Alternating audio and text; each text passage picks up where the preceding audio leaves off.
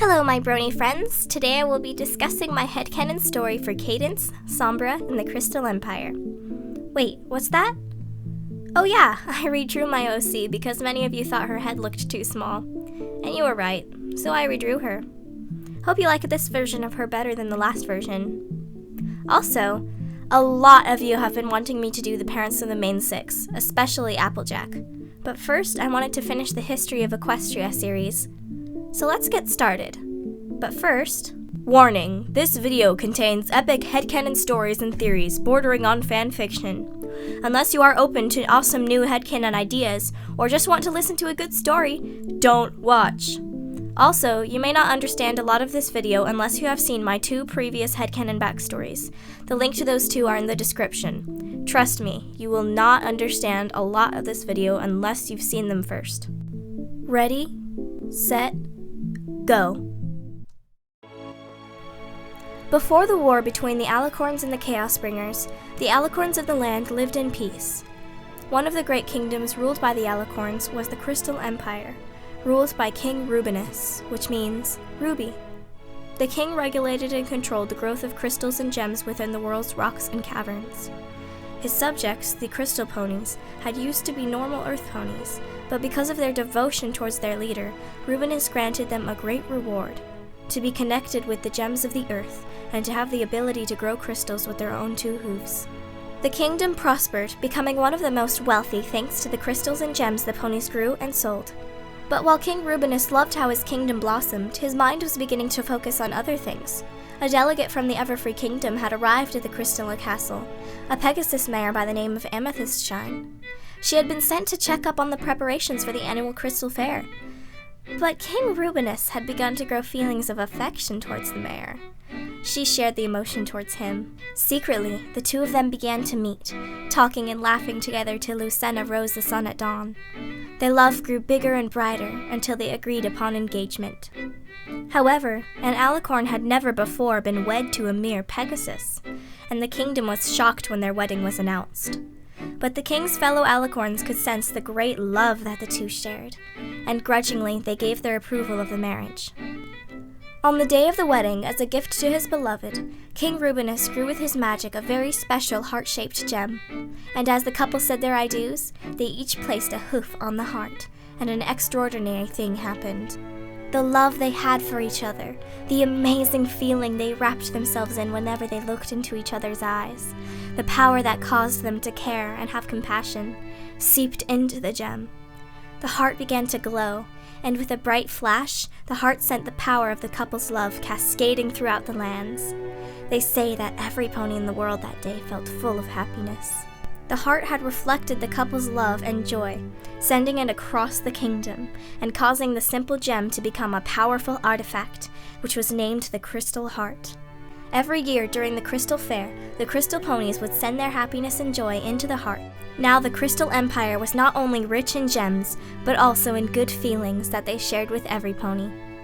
A couple of years passed, and Amethystshine gave birth to her and the king's child. She was a Pegasus like her mother, born with a pink coat and a mane of purple, pink, and yellow. She was named Cadence. Because her father was an Alicorn, the Pegasus baby also had inept magical abilities. She did not have a horn, but she had a special magical aura about her, resulting in her ability to spread love and happiness wherever she went. But one day, the joy of the kingdom suddenly turned to fear.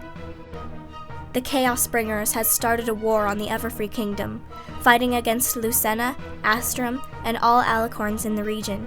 But even more frightening was the fact that the Chaosbringers were spreading, attacking the other smaller kingdoms throughout the world. They wanted to take over, and it seemed like their terrible plan would come true. King Rubinus used his magic to discover that 2 of the Chaosbringers were coming for his kingdom next, and so he prepared for battle. Fearing for the safety of his subjects and family, he ordered the inhabitants of the empire to stay within the confines of their homes while he dealt with the menaces alone.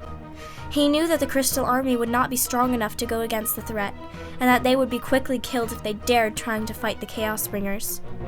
As the residents of the Crystal Empire cowered within their abodes, King Rubenus flew to the outskirts of the kingdom. He could see his two enemies in the distance, getting closer and closer to their target. But the king stood tall, not letting fear cloud his thinking. Then, the Chaos Bringers attacked. King Rubenus held them off, not letting them get close to his precious crystal ponies. The battle was fierce, the evil Draconici using various forms of chaotic magic against Rubenus. The king in turn used all the fighting spells he had learned during the course of his lifetime, blasting the Chaos Bringers left and right. But 2 against 1, the valiant king was eventually overwhelmed. As he lay, battered and beaten in the icy snow on the outskirts of the empire, the king performed one last spell with the remains of his magic. Not wanting the evil Chaos Bringers to ever harm his family under any cost, he sealed his wife and child within unbreakable crystal, protecting them from evil forever. The hated Draconici flying towards his beloved kingdom being the last thing he saw, King Rubenus passed away. But not all hope was lost. A few brave crystal ponies had retrieved the Crystal Heart, and began to pour their love and happy memories of their king and queen into the Crystal Heart. It began to glow, sending waves of pure magic rippling across the kingdom. The Chaos Bringers were bombarded with it, and already weakened by their battle with the king, they imploded from the sheer magic of love. Rubenus hadn't thought that the heart could repel evil, only bring good, but he was wrong. Through the power of kindness and the love of ponies, evil could not survive. Though the Empire mourned the loss of their greatest ruler, they were still glad that they were safe from harm, since communication with the other kingdoms was non-existent thanks to the war. The Crystal Ponies began to search their ranks for a new king or queen. Amethyst Shine and her baby Cadence, frozen in time by Rubenus's crystals, were kept in the Crystal Castle, Amethyst forever holding her precious child close. Years later, just after Princess Celestia and Luna had been crowned, an expedition by a band of equestrian Earth Pony explorers came upon the Crystal Empire in the frozen north. The empire was thought to have been destroyed by the Chaos Bringers. The explorers brought the news back to the princesses, who immediately visited the empire and talked with the queen there, a crystal pony named Emerald Beam. She had been chosen by her subjects to rule the empire after Rubenus had perished. The Crystal Empire and Equestria became connected, and trade between the two kingdoms flourished. Back in Canterlot, Starswirl the Bearded was looking for a new apprentice to teach in the art of magic. Now that the Crystal Empire had been integrated into Equestria, he decided to take in a crystal pony foal named Sombra. The gray colt was an orphan, abandoned by his parents who didn't want him. Starswirl took the colt under his wing, metaphorically, as he knew that crystal ponies could perform simple magic spells, even without the use of unicorn horns. These gifts had been given to the crystal ponies back when King Rubenus enchanted his loyal Earth Pony subjects. Now living in Canterlot, the young Sombra learned many new spells under the guidance of his new teacher. As he grew into his teens, he knew more spells than any of his crystal pony brethren. But he was far from satisfied. Even though he knew more about magic than the other crystal ponies, his magic was still very limited compared to the most of Equestria's unicorns. Sombra wanted to be the best, but with his status as a crystal pony, that was impossible. He needed to find a way to gain more power, and he was willing to use any means possible. Every night, Sombra would visit the Canterlot Magical Archives, studying all the books he could about enchanting one's magical abilities. He worked late into the night, often falling asleep over a large tome. One evening, Princess Luna found the stallion dozing, his face plastered on a page of The History of Alicorns and the Origin of Modern Magic. Curious, she stepped into his dream to find him thinking about becoming a unicorn and being the most powerful sorcerer in the world. Luna stepped out of the dream, gently waking up the sleeping crystal pony at her side. She talked with the groggy Sombra about his dreams, and grew interested in his goal to gain the mastery of more spells. Soon the two were conversing like old friends, even though they had never talked before, only seen each other around the castle. Though on the outside Princess Luna seemed interested in Sombra's goal, in reality she was wary of the pony. She could tell that he would do anything to achieve his dream, and she feared that he might end up using dark magic. So she kept watch over him in his studies, feigning interest in what he was trying to accomplish. Over the next few months, though, Luna began to take a liking to the young student, starting to root for the stallion. He worked so hard, and yet was so underappreciated, Luna identified with him in a way. Soon the two formed something of a friendship, meeting up every night when every pony but the guards was asleep, and combing the archives together. After another few years, Sombra had grown into an adult and all but given up on his dream. Star Swirl had passed away due to old age, leaving Sombra to tutor himself. He studied the growth of rare black crystals called errants. They were worth a lot in the Crystal Empire, as well as Equestria. Curiously, out of all the books he read, none of them revealed the secret to growing the crystal. Suddenly, Sombra's life turned upside down. As he was eating lunch at a restaurant in Canterlot, he heard a great commotion. Rushing outside, he saw a huge Draconicus flying over the castle and laughing maniacally. His chaotic powers were changing the world around Sombra, turning unicorn horns to the horns of other animals, Pegasus wings to tiny insect wings, and earth pony hooves to rubber. Crystal ponies were turned to stone every few minutes for short intervals, their crystalline bodies encased in rock like geodes. Sombra saw the princesses fly up to the beast to defeat him, but then the Draconicus took away their wings, horns, and earth pony strength, sending them crashing down into the castle. Sombra ran towards the castle, wanting to see if Luna was safe. It was very slow progress, his body turning to stone every few minutes, and terrified ponies running about, but eventually he made it inside. It was at this moment that Celestia and Luna appeared on an upper balcony of the castle, wielding for the first time the elements of harmony. As they blasted away at the chaotic beast, Sombra came upon a huge discovery. As the Alicorns fought the Draconicus, a stray bolt of power hit one of the walls of the Forbidden Archives, a room in the castle filled with ancient tomes and scrolls written by the Alicorns of the old that only the princesses were permitted to read. A section of the wall crumbled, and among the chaos of the moment, Sombra was the only one to notice. The stallion was conflicted. On one hoof, he wanted to watch the battle and be there for his friend. And on the other hoof, the ability to go into the Forbidden Archives was almost non-existent, except for that very moment. Quickly making the decision, Sombra ran into the Forbidden Archives, hurriedly cracking open ancient books with a devilish glee. The books and scrolls were ripe in knowledge, every sentence seeming to fill Sombra up with the magic he desired. But then, in the corner of his eye, he spotted something that would forever change his destiny. A large, black, leather-bound book sat on a pedestal in the darkest corners of the room. Black crystals grew out of its spine, and across the cover was scrawled the words, "Discoveries concerning dark magic and its uses." Dark magic?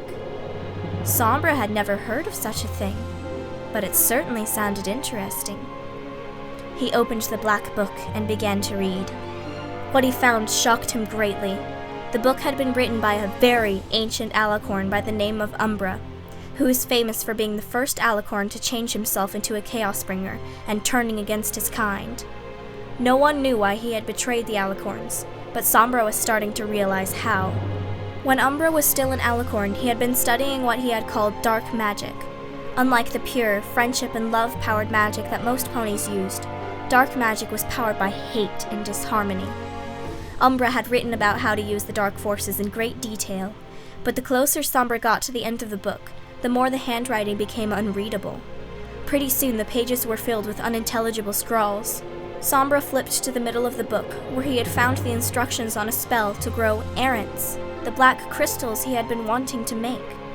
The only way they could be grown was through dark magic.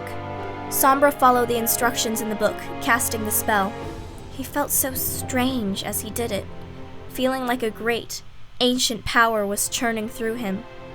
He felt so much more powerful. After the spell was done, Sombra saw a huge errant crystal standing before him, touching the roof of the room. His breath quickening, Sombra eagerly flipped through the book, looking for more spells to perform with this new form of magic. He gasped as he saw a spell near the end of the part of the book that was readable, that could allow a dark magic user to become another species. Sombra could finally become a unicorn. But the spell required the user to channel loads of dark magic through their systems. But Sombra was desperate. Ever since he had first been recruited as Star Swirl's student, the stallion had wanted to be one of the greats, more powerful than any other. And now, he had a chance to fulfill that dream. Taking a deep breath, Sombra cast the spell.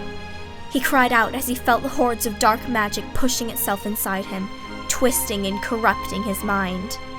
He shook violently and screamed, his eyes seeping purple smoke, and his body covered in oozing black bubbles. Finally, the procedure was over. Sombra got to his hoofs shakily, looking at his reflection in a mirror at the other side of the room. His irises were blood red, and his coat had turned even darker than it had been before. But the most stunning thing was that a long, curved unicorn horn had grown from his forehead, tipped in red. Sombra smiled. End of part 1.